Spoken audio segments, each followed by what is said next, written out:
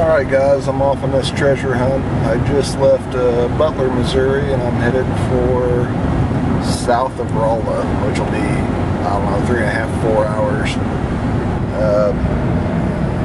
It's about 6:14. This is Friday the 8th, or the 10th, or I don't know, the 10th.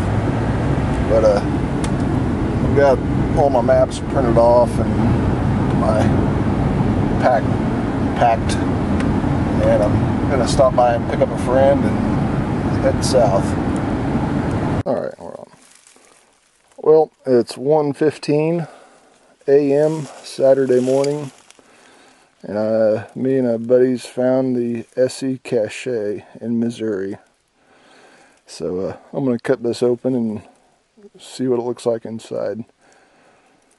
But we had quite a journey getting here. I'll leave some info in the notes. Alright guys, here's a map of Missouri to give you an idea of where I went. I am right here in Butler, Missouri. You know, there's Kansas City, and there's Butler. And to get this ESEE cache treasure, we journeyed down through here in a roundabout way to Lebanon, Missouri, which is right here. Then took 44 up to 17 Highway, which is right here, and took it down to, I guess that would be Roby, Missouri, and that's about where the treasure was at. This is about a 360-mile round trip is what the truck said. So there's that part of it.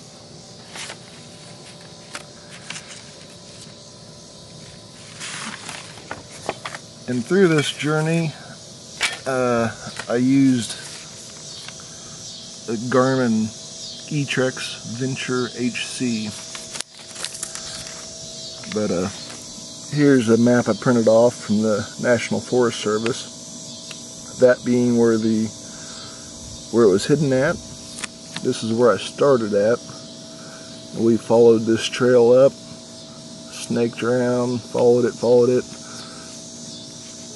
and we started here Friday night about 10:15 p.m. Went up, went through here, and where I messed up on this, and I think this is the point of Jeff's whole exercise, was get a learning experience for people on you know, just getting out and doing stuff. And I've done a little bit of work with topographic maps and whatnot, but I'd never really chased something down, a treasure quite like this. And so we tried hurrying.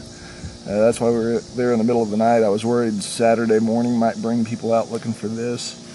I bumped into a guy by the name of Saturated Shadow that was out looking for this cache, and he wasn't able to find it, but he didn't have a GPS. He was going off compass and map use. And when we walked in about 10:15 or 10:30 last night, he was walking out by himself. So, but where I screwed up, and it was a good lesson learned, was we started here, followed up, went on up, and about this point right here, my GPS said it dropped it down to right under 1,000 yards. And knowing it was this close to the trail, but 1,000 yards, I just started going for a straight line. And next thing I know, I'm kind of watching my compass and GPS and hurrying, and I go all the way down this gully, which was crazy steep on both sides. And the whole time I'm noticing I'm not getting that much closer. And then I kind of relearned how to use my GPS correctly.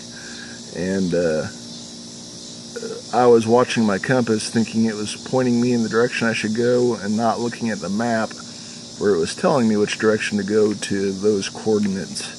So somewhere about here we kind of figured it out, and we tried to get back on course, and the whole time learning to use the GPS that much better. But we ended up getting on track and coming right down here and finding it. So that's in a nutshell.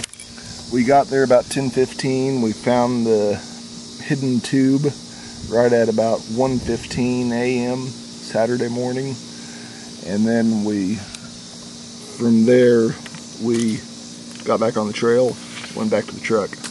Got back to the truck about 3:30, went about halfway back home, and checked into a hotel in Lebanon, Missouri about 4:45 a.m.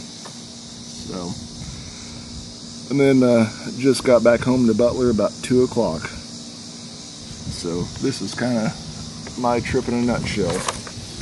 Thanks, guys.